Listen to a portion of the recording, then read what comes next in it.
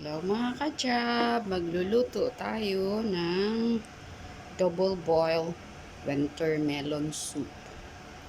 Yan. Itong winter melon, ito siya.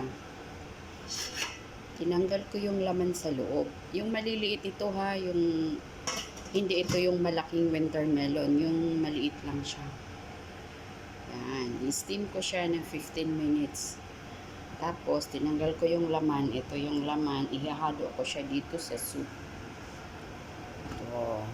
Soup.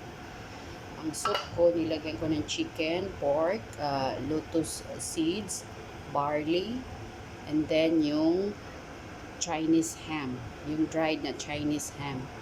Tapos, pinalagyan siya ni amo ng lily bulb. And then, sasam. Yung white stick. Sasam ang tawag sa Chinese. Ayan. Mamaya ilagay ko yung aking mushroom na in-stew. Ihahalo ko siya dyan. Pinalalambot ko lang. Ayan. Pagka tapos ng sabaw, ilalagay siya dito sa loob mamaya.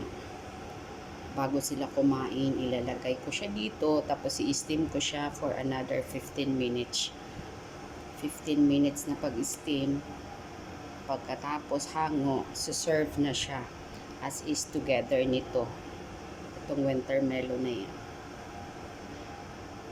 Yun lang po sa mga baguhan sa Hong Kong. Pagsasabihin ng amo na gagawa ka or magluluto ka ng double boil winter melon soup, ganito po yan.